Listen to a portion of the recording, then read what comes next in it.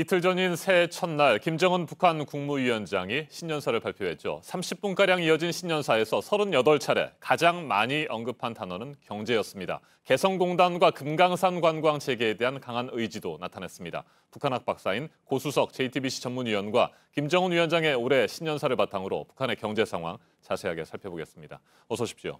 안녕하십니까. 네, 먼저 북한 주민들에게 최고 지도자의 신년사가 갖는 의미는 어떤 것인지 그것부터 살펴볼까요? 예, 김정은 위원장의 신년사는 북한 주민들이 1년 내내 책상에 놔두고 쳐다보면서 실행할 생활 지침서라고 보시면 됩니다. 그렇기 때문에 어느 나라 지도자들이 말하는 신년사에 비해서는 의미와 그 특징이 크다고 볼 수 있겠습니다.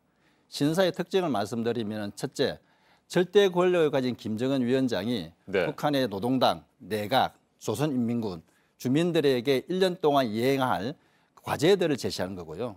두 번째는 이번 그 신년사 같은 경우에는 그 일회성 연설이 아닙니다. 북한 주민들이, 북한 모든 기구들이 2019년 동안 시행할 과제가 담겨 있고요. 세 번째는 딴 것보다는 김정은 위원장의 지시는 무조건 따라야 한다는 것입니다. 그렇기 때문에 북한 주민들이 여기서 갖는 여러 가지의 신년사 의미는 어느 지도자들이 가진 신년사보다 크다고 볼 수 있겠습니다. 그리고 북한 주민들은 신년사를 암송하기도 합니다. 올해 신년사 같은 경우는 12,000자 정도 되는데요. 북한 주민들은 그 기본적으로 어릴 때부터 암송하는 게 몸에 배있기 때문에 그 정도의 양은 큰 부담 없이 암송한다고 합니다. 30분가량의 연설문을 외울 수 있다는 겁니까? 네. 그게 우리 입장에서 보면은 그게 어려운 것 같아도요. 북한 주민들은 기본적으로 그 정도의 양은 암기도 뭐 어렵게 할 뿐더러 그리고 신사의 내용을 보면은 이미 몸에 체화된 내용들이 많이 있습니다. 그렇기 때문에 용어 이런 부분에서는 낯설지 않기 때문에 암송도 가능하다고 보시면 되겠습니다. 네, 김정은 위원장이 우리 정부를 향해서는 아무런 전제 조건이나 대가 없이 개성공업지구와 금강산 관광을 재개하자 이렇게 제안을 했습니다. 금강산 관광 재개되고 개성공단이 다시 돌아가게 된다면 북한 경제에 활력이 좀 되는 겁니까? 어떻게 보십니까? 이번 김정은 위원장의 신년사 가운데 남북 관계의 전면적인 확대 발전이라는 말이 들어있습니다. 그래 봐서는 지난해는 기본적으로 남북 정상회담 3차례 이걸 통해서 남북 관계 개선됐고요. 올해는 기본적으로 남북 경협에 포커스를 맞추는 것 같습니다. 기본적으로 과거에 보면은 금강산 관광 같은 경우에는 매년 1억 달러 그리고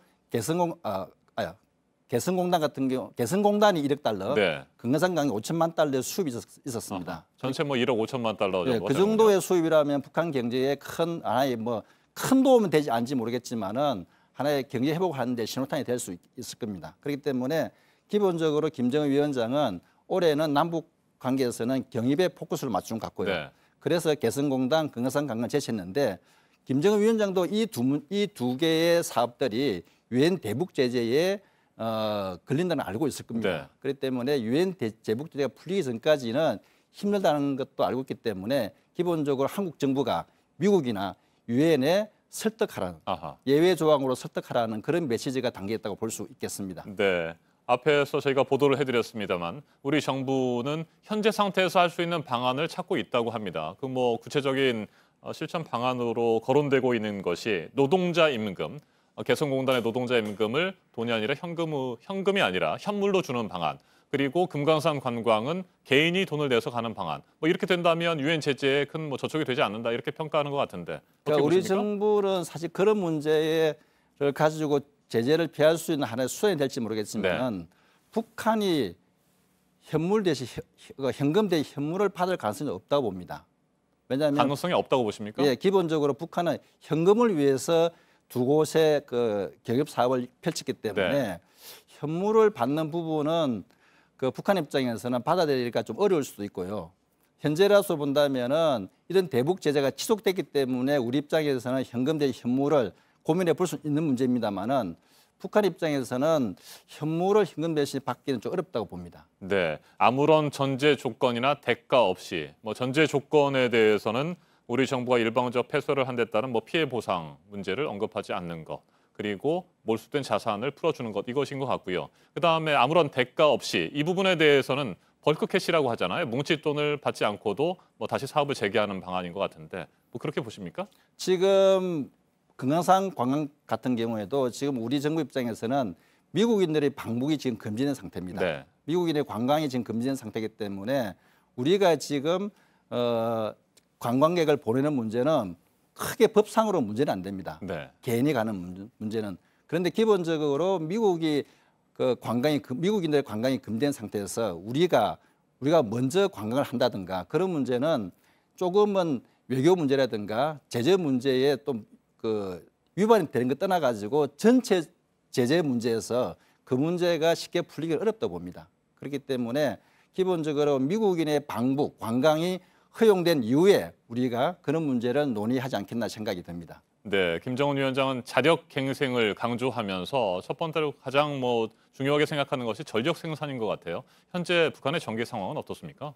기본적으로 김일성, 김정일, 김정은 세 명 지도자 모두 전력 문제에 고민을 했습니다. 네. 최근에 평양 시내에 보면은 지난 연말에 보면 유경 호텔에 10만 개 LED가 보여서 북한의 평양 야경이 발견지기도 했습니다만은 기본적으로 LED는 전력 소모가 적은 아이템입니다. 아하. 그렇기 때문에 북한 입장에서는 갑자기 발전 용량이 늘거나 전기 시설이 는 건 아니고, 그러니까 과학 기술을 통해서 전기 소모가 적은 LED를 많이 사용함으로써 전력이 많이 공급돼서는 보일 뿐이지만 네. 실제로는 발전용에 는 건 아니다고 보시면 되겠습니다. 네, 석탄 생산도 강조를 했잖아요. 북한에게 있어서 석탄이라고 하는 주요 수출 효자 품목인데 이 부분이 지금 대북 제재 문제 때문에 수출이 안 되고 있는 상황이어서 이 부분을 해결하는 것이 시급하다고 본 것 같습니다.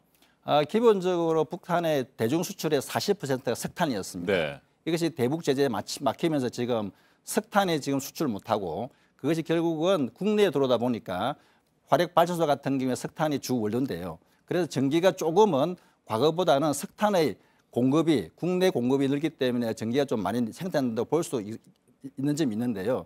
기본적으로 북한은 지금 석탄을 통해서 쌓이는 석탄을 통해서 이런 주체 처리나 탄소 하나 공급을 해가지고 북한이 네. 작년부터 내세우는 부분입니다만은 석탄을 통해서 석유 제품을 만드는 그런 식으로 자력 경쟁과 과학 기술을 통해서 지금 대북 제재를 극복하려고 노력하고 있습니다. 네, 많은 분들이 아마 궁금해하실 내용인 것 같습니다. 끝으로 한 가지만 질문을 드리겠습니다. 현재 미국과 국제사회의 대북 제재가 어쨌든 간에 계속되고 있는 상황인데 이 같은 대북 제재가 풀리지 않는다고 한다면 북한의 경제 언제까지 버틸 수 있을까? 이런 의문점들 들게 되는데 어떻게 보십니까? 결론부터 말씀드리면 버티기가 어렵습니다.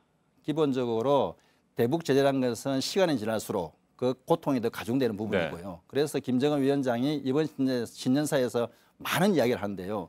그런 것들 보면은 2020년이면 미국이 대선이 있고요. 한국은 총선이 있습니다. 김정은 위원장 2019년에 승부를 걸어야 됩니다. 그래서 올해의 대북 제재 부분을 완화시키지 않으면은 2020년은 북한 문제는 국제사회에서 그리 관심을 갖지 않을 수가 있습니다. 그렇기 때문에 올해 신년사에서 많은 얘기를 던진 것은 네. 올해 승부를 걸겠다는 하나의 방증으로 보시면 되겠습니다. 알겠습니다. 여기까지 듣죠. 고수석 위원님 말씀 잘 들었습니다.